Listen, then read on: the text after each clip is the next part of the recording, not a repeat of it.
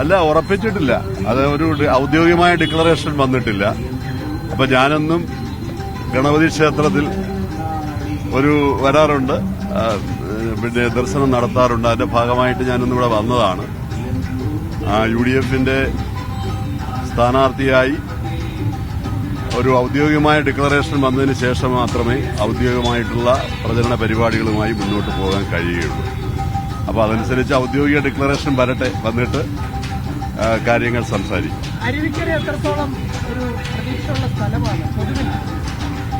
അരുവിക്കര മാത്രമല്ല, കേരളം മുഴുവൻ ഐക്യ ജനാധിപത്യ മുന്നണി അധികാരത്തിൽ വരണമെന്ന് കേരളത്തിലെ ജനങ്ങൾ ആഗ്രഹിക്കുകയാണ്.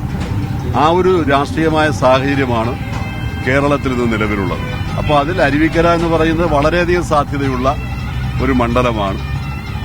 ഞാൻ ഈ പ്രദേശത്ത് പ്രതിനിധീകരിച്ചിരുന്ന ആളാണ് തിരുവനന്തപുരം നിയോജക മണ്ഡലത്തിൽ.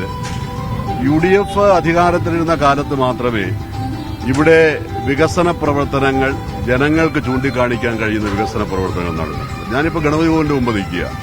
ഈ ഈസ്റ്റ് പോർട്ടിന്റെ വികസനം, ഇത് 6 കോടി രൂപ മുതൽ മുടക്കി ഉമ്മൻചാണ്ടി സർക്കാരിന്റെ കാലത്ത് വികസന പ്രവർത്തനം, അതിമനോഹരമായ റോഡുകൾ, ഈ റോഡിലെ ഡിവൈഡുകൾ, ഈ ഗണപതി കോവിലിൽ വലിയ മലിനജലം കയറുന്ന ഒരു സാഹചര്യം ഉണ്ടായിരുന്നു. അതെല്ലാം ഒഴിവാക്കി ഈ നഗരത്തിൽ സമഗ്രമായ വികസനം ഉണ്ടാക്കിയത് ഞാൻ അഭിമാനത്തോടുകൂടി പറയുന്നു. ഞാൻ MLA ആയിരുന്ന കാലഘട്ടത്തിൽ തിരുവനന്തപുരം ജില്ലയുടെ ചുമതല, അന്ന് ജില്ലയിൽ മന്ത്രി ഞാൻ മാത്രം ഉണ്ടായിരുന്നു, ആ ജില്ലയുടെ ചുമതലയുള്ള മന്ത്രിയായിരുന്ന സാഹചര്യത്തിൽ ഇവിടെ നടപ്പിലാക്കിയ വികസനം, തോട്ടപ്പുറത്ത് കാണുന്ന പിന്നെ തകരപ്പറമ്പ് പാലം, അങ്ങനെ എത്രയോ, രണ്ടാമത്തെ മെഡിക്കൽ കോളേജ്, ആരോഗ്യ മേഖലയിൽ, വിദ്യാഭ്യാസ മേഖലയിൽ, അടിസ്ഥാന സൗകര്യ വികസന രംഗത്ത് ഒക്കെ സമഗ്രമായ വികസനം എടുത്ത് ജനങ്ങളോട് ചൂണ്ടിക്കാണിക്കാൻ കഴിയുന്ന വികസന പ്രവർത്തനങ്ങൾ നടത്തിയ ഒരു വ്യക്തി എന്നുള്ള രീതി എനിക്ക് ഈ കാര്യത്തിൽ അഭിമാനമുണ്ട്. UDFന്റെ ഗവൺമെന്റാണ് ആ കാര്യങ്ങളെല്ലാം ചെയ്തത്.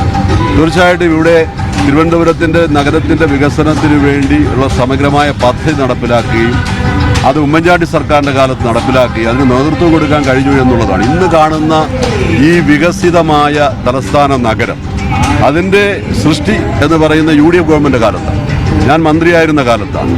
അപ്പോൾ ആ ഒരു വികസന സങ്കല്പത്തിലൂടെയാണ് ഇന്ന് UDF ഈ തെരഞ്ഞെടുപ്പിനെ നേരിടാൻ പോകുന്നത്. ജനങ്ങളുടെ ജനകീയമായിട്ടുള്ള പ്രശ്നങ്ങൾ പരിഹരിക്കുന്ന കാര്യത്തിലായിരുന്നാലും നാടിന്റെ വികസനമായിരുന്നാലും അതെല്ലാം UDFന്റെ ഗവൺമെന്റ് കാലഘട്ടത്തിൽ നമ്മൾ നടപ്പിലാക്കിയ വികസന പ്രവർത്തനങ്ങളാണ്. തിരുവനന്തപുരത്ത് തന്നെ ഇപ്പോൾ വിഴിഞ്ഞം തുറമുഖ പദ്ധതി, ഉമ്മൻചാണ്ടി മുഖ്യമന്ത്രി ആയിരുന്ന കാലഘട്ടത്തിൽ അദ്ദേഹം നിശ്ചയദാർഢ്യത്തോടുകൂടി മുന്നോട്ട് പോയതിന്റെ പശ്ചാത്തലത്തിലാണ് വിഴിഞ്ഞം തുറമുഖ പദ്ധതി പോലെയുള്ള പദ്ധതി നമുക്ക് നടപ്പിലാക്കാൻ കഴിഞ്ഞത്. ഇന്ന് നാടിന്റെ മാത്രമല്ല രാജ്യത്തിന്റെ മൊത്തം അഭിമാനമായിട്ടുള്ള ഒരു പദ്ധതിയായി അത് മാറി. അപ്പോൾ അതിനൊക്കെ ഒരുപാട് എതിർപ്പുകളുണ്ടായിരുന്നു. ഞാൻ ഇവിടെ നിന്ന് വിഴിഞ്ഞം തുറമുഖ പദ്ധതിയുടെ ഉദ്ഘാടനത്തിൽ തറക്കല്ലിടുന്നതിന് വേണ്ടി ഉമ്മൻചാണ്ടി സാറിനോടൊപ്പം പോയപ്പോൾ ഈ ഈസ്റ്റ് പോർട്ട് മുതൽ വിഴിഞ്ഞം വരെ കരിങ്കൊടി ഉയർത്തിയിരുന്നു CPM-ഉം BJP-യും. പക്ഷേ എന്ത് വെല്ലുവിളികളെ അതിജീവിച്ചുകൊണ്ട് നാടിന്റെ വികസനത്തിന് എത്ര പദ്ധതികളാണ് നടപ്പിലാക്കിയത്. അപ്പോൾ അതുകൊണ്ട് ഞാൻ ദീർഘമായി പറയുന്നില്ല. ആ വികസന പദ്ധതികൾ ജനങ്ങളുടെ മുന്നിൽ നിൽക്കുന്നു.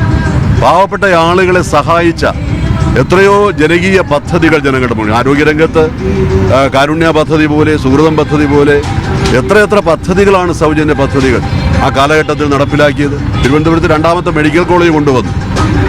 2015 ഫെബ്രുവരി മാസം ഈ ഉദ്ഘാടനം ചെയ്ത മെഡിക്കൽ കോളേജ് ആൾ ഇന്ത്യ മെഡിക്കൽ കൗൺസിലിന്റെ അംഗീകാരം കിട്ടി. അതുപോലെ തന്നെ പിന്നെ കേന്ദ്ര ഗവൺമെന്റ് അംഗീകരിച്ചു.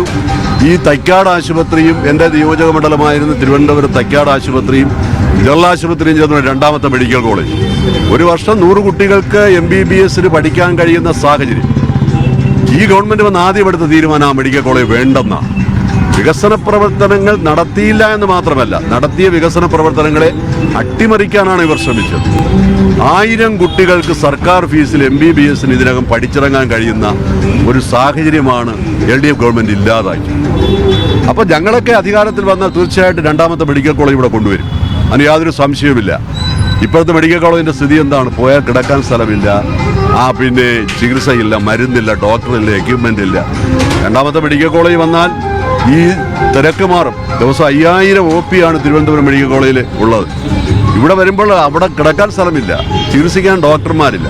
അതൊക്കെ കണ്ടുകൊണ്ടാണ് 2ാമത്തെ മെഡിക്കൽ കോളേജ് ഞങ്ങൾ ആരംഭിച്ചത്. പക്ഷെ അതിനെ അട്ടിമറിച്ചു. അങ്ങനെയൊക്കെയുള്ള ഒരുപാട് കാര്യങ്ങളുണ്ട്. കേരളത്തിലെ എല്ലാ ജില്ലകളിലും സർക്കാർ മെഡിക്കൽ കോളേജ് കൊണ്ടുവന്നു. അങ്ങനെ ഏത് പദ്ധതിയാണ് ഈ ഗവൺമെന്റ് 10 വർഷക്കാലമായി കേരളത്തിൽ കൊണ്ടുവന്നത്? അപ്പോൾ വികസനം ജനങ്ങളുടെ ക്ഷേമം, കാരുണ്യപൂർവ്വമായിട്ടുള്ള പദ്ധതികൾ അതൊക്കെ ഏറ്റെടുത്തിട്ടുള്ളത് UDF ആണ്. യാതൊരു സംശയവുമില്ല. ഇവിടെ 10 വർഷം